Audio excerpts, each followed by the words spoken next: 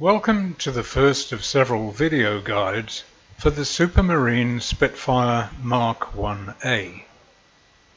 In this video we are taking a guided tour of the cockpit, its fittings and controls, and finally we will go through a complete procedure for starting the big Merlin V12 engine. So let's get started. On any Spitfire, the way in is through a simple drop-down cockpit door on the port side of the aircraft. The cockpit is what you might call a comfortably snug fit. Pilots of the day used to say that you don't sit in a Spitfire, you put one on. The first thing to do in here is buckle up using the harness control on the starboard side wall. This lever will remove the harness from the seat pan and install the exterior pilot.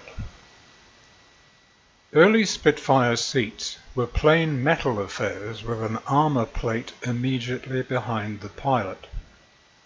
Tucked down behind the seat on the port side is the landing gear warning horn. This is automatically operated by a switch triggered when the throttle is closed. On the left of the seat pan is the lever that operates the cooling radiator shutter door. After this are two pull handles for firing the emergency flares. Above this is the rudder trimming control and the elevator trimming wheel. Tucked away beneath the wheel are two switches, the aft one for the pitot heat and the forward one for the gun camera. Forward of these two is the throttle quadrant. Mounted here are the throttle lever, mixture control, and the control for propeller pitch. There is also a friction control which prevents the throttle from undue movement due to vibration or inadvertent operation whilst using the mixture control or prop controls. At the rear of the quadrant is a cancellation switch for the gear warning horn. At the forward end of the quadrant is the boost cutout trigger. This, when pushed forward, allows further boost power for the engine. It is designed for limited use in short bursts when extra power is required urgently, particularly in combat. Designed to avoid overstressing the engine, if it is not returned to its start position, it cancels automatically when the throttle lever is backed off. We have two adjustable cockpit torches mounted high on the side rails of the cockpit to illuminate the main instrument panel. Going from left to right across the top of the main instrument panel, we have a navigation light switch, the flaps control lever. By the way, there are no intermediate settings for flaps, they are either up or down. The metal lever sticking out of the panel is the control for the gunsight sunshade. The illuminated gunsight reticle is toggled using the rotary switch immediately below the gunsight itself. To the right of the gunsight are two electrical gauges. The top one indicates the state of the battery, and the lower the output from the engine-driven generator. When the engine is running, the generator is brought online by using the switch provided, adjacent to the gauge. On the starboard side of the main panel is the tachometer, fuel and oil pressure gauges, the all-important boost pressure gauge common to all RAF wartime aircraft, an oil temperature gauge, and a coolant radiator temperature indicator. These are color-coded for easy reference. Beneath these two are the twin fuel tank gauges. The Mk1A was fitted with an upper and lower tank immediately in front of the pilot and ahead of the firewall. Later model Spitfires, like the Mark V, had just one gauge for the lower tank. Each gauge has a dual scale.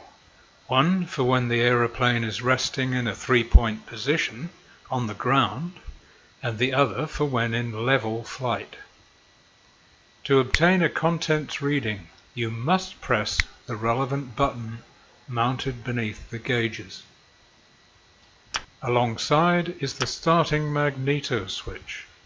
When energized, this switch will deliver ignition power for starting. Lower down on the cockpit sidewall, adjacent to the engine data plate, we've placed another switch. Technically, this is not authentic, but it is very useful. What it does is toggle on a battery cart. These simple devices were a familiar sight on every wartime airfield. They were used to supply sufficient power to start the Spitfire and thereby conserve its internal battery condition.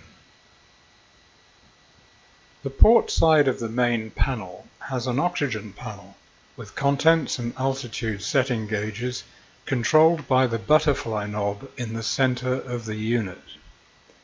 Beneath this oxygen panel, you will find a chronometer with settable trip hands and the landing gear indicator, which is fitted with a pull-out blind for anti-dazzle at night.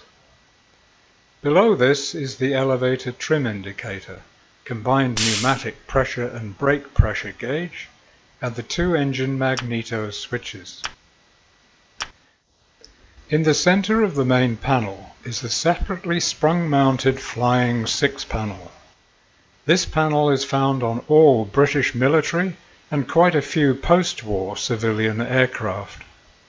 It carries the most important gauges for the pilot. Top left is the airspeed indicator in miles per hour. Top middle is the artificial gyro horizon. Top right, vertical speed indicator. Lower right, the British-style turn and slip indicator. Then the gyro compass and adjuster. And lastly, the altimeter with its adjustment knob for the inbuilt Coldsman disc. Mounted on the bulkhead below the main panel, we find the landing lamp control unit. The Spitfire Mk1A is fitted with a retractable landing light in the undersurface of each wing. When the smaller lever is pulled down, the light pods extend from beneath the wing. Each pod contains the landing lamp behind a clear perspex screen. The lights can be dipped just like a motor car, using the larger lever on the left of the unit. We use this whenever the aircraft is on the ground, on its tail wheel, so that the light beams fall on the runway rather than shooting into the air. Immediately above the control unit is the 3-way landing light switch to select port, off, or starboard. There is no switch to operate both lamps together. Mounted low down in the center of the bulkhead is the Type P11 compass. This unit has a movable bezel and compass scale to enable course setting. The bezel can be locked in position using the small lever. We will tackle the operation of this important instrument in another video. To the right of the compass are the twin tank valve levers, and to the right of these, the engine primer and main fuel pressure valve. Between these two is the ring pull for the engine idle cutout.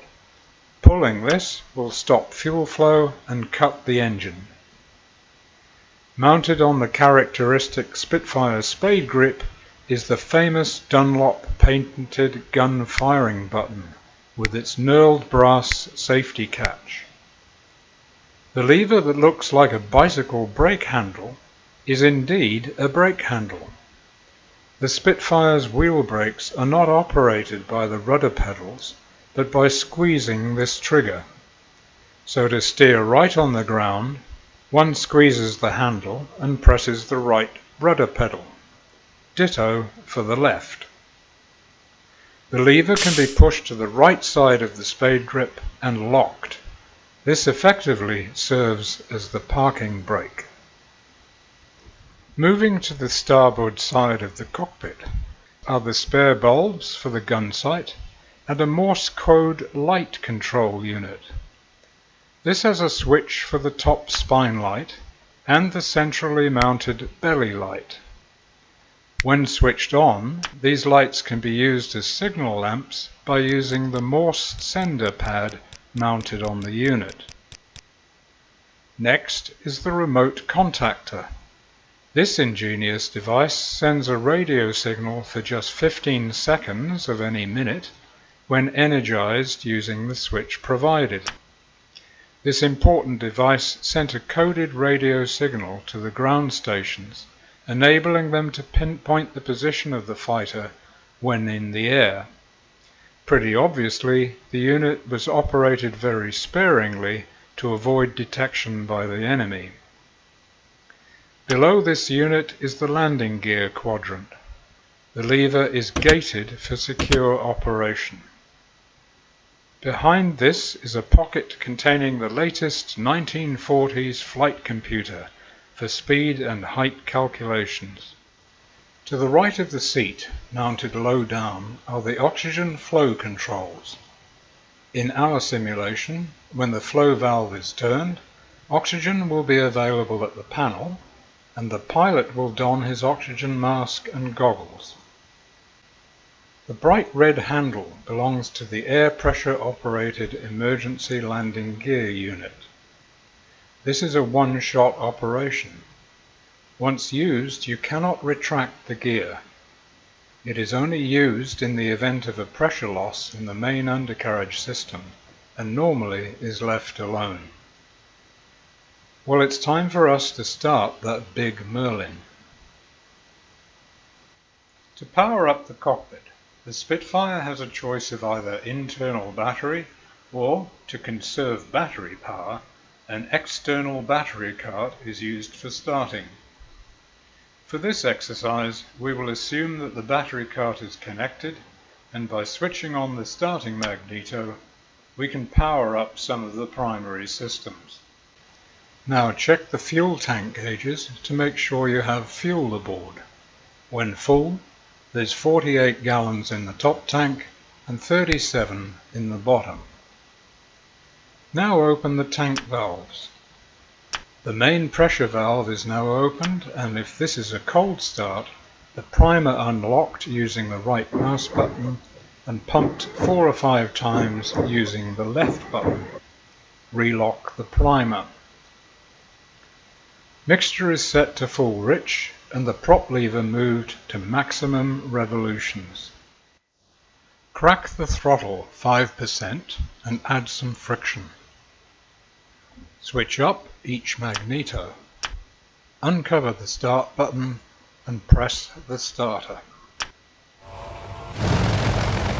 After a short period, slowly move the throttle forward to get 0 boost at the gauge, or approximately 1800 RPM.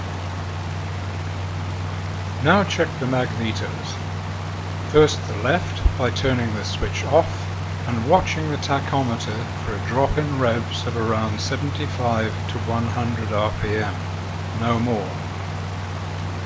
Return the switch to the on position and do the same for the right. Return the throttle to about 5%, which will idle the engine at approximately 750 RPM.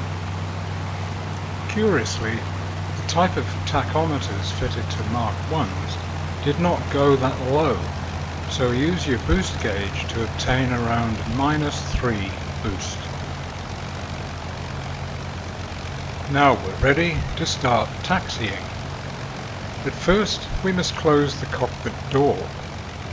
The door is actually fitted with a 2-position lock. This simple but ingenious device prevents the open canopy from sliding forward in flight with the canopy open. Click the base of the door frame and the door will move to this canopy lock position. Okay, well that concludes this cockpit and engine start guide. In the next video, we'll be looking at some of the features of the airframe and taking a short introductory flight. Till then, thanks for watching.